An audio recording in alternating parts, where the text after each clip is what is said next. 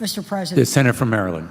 Mr. President, I rise today as the chair of the Appropriations Committee that will be proposing the emergency supplemental bill.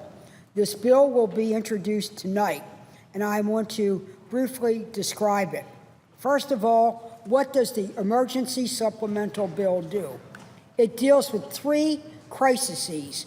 One, it will fight wildfires with additional resources about what's going on in our own country. Second, it will help Israel be able to continue to man its Iron Dome anti-ballistic missile system as it's been under siege by Hamas rockets. And third, it will help be a down payment on resolving the crisis of the children arriving at the border.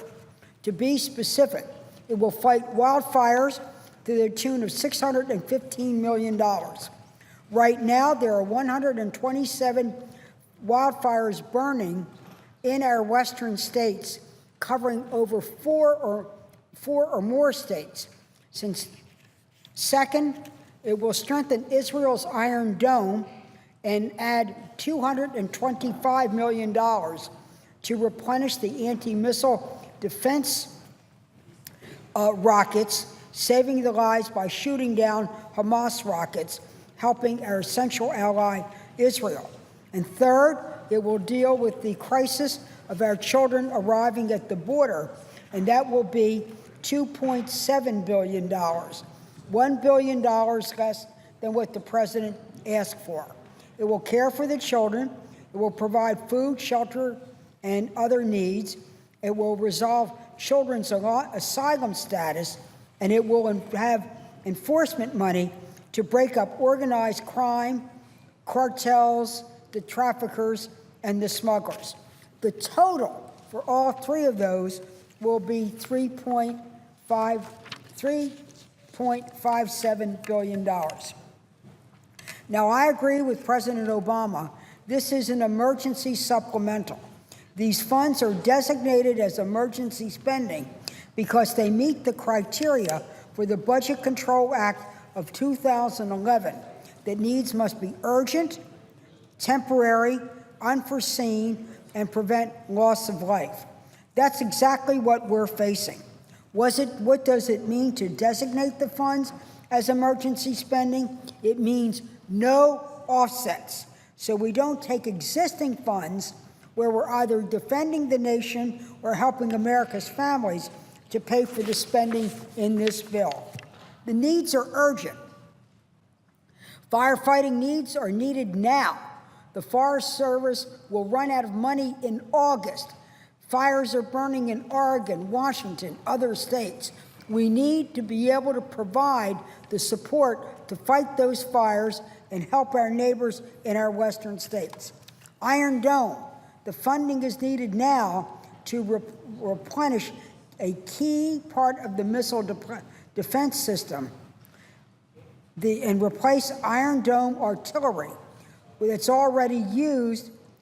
Israel has already used a great deal of its assets dealing with the more than 2,000 Hamas rockets aimed at itself. Israel has the right to self-defense, and we are helping them have what they need to intercept 90% of the rockets. Funds to deal with unaccompanied children crossing our border are needed now. If we do not do this, the Department of Homeland Immigration and Customs Enforcement will run out of money in August, and the Department of Homeland Security Border Patrol will run out in early September. Now, it doesn't mean that our Border Patrol agents or ICE agents will stop working, but it will mean the Department of Homeland Security will have to take money from other Homeland Security needs to keep these agencies doing their job. Also, Health and Human Services will run out of money to house children in August, and it means that children will stay longer at the border. They will be in inappropriate holding cells, and it also means that Border Patrol agents will be taking care of them rather than child welfare social workers. I think not to fund this, if you want to use Border Border Patrol agents to take care of children, that's one thing. I think they should be defending our border, and we should have social workers taking care of the children. Our approach is sensible. It meets human need. And while we acknowledge a tight budget situation, we fund only that which is needed in calendar year 2014. This is very important. It funds only what is needed in calendar year 2014. It defers $1 billion of the president's request until 2015, subject to congressional action, and that the need be validated. We hope by 2015 the surge will have diminished because of the prevention and intervention issues that we're dealing. But make no mistake, the funds that we say we need, we really do need.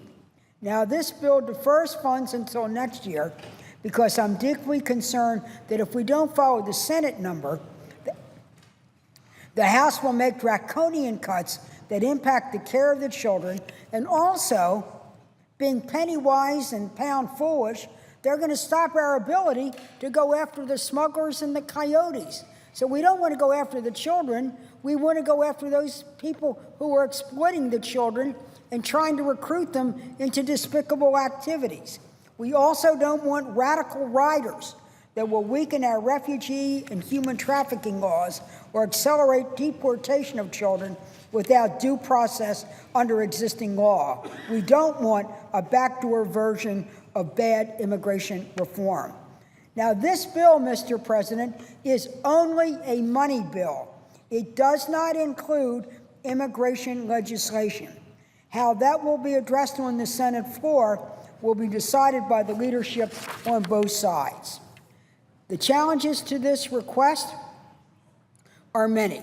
But we've made changes to the president's request.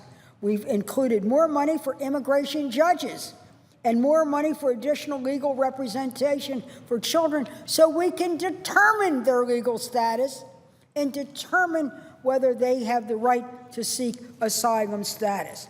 We also have robust enforcement against gangs and organized crime. 7 organized crime syndicates are operating in these 3 Central American countries now. We're talking about more guns at the border. We need more law enforcement and the help of the United States going after the real bums and scum, which is these drug dealers that recruit these children, murder children before other children's eyes. And you know what? We also know that when we work in a crisis, and we do urgent supplemental effort, we sometimes waste money. We can only look at some of the other agencies where we've done this.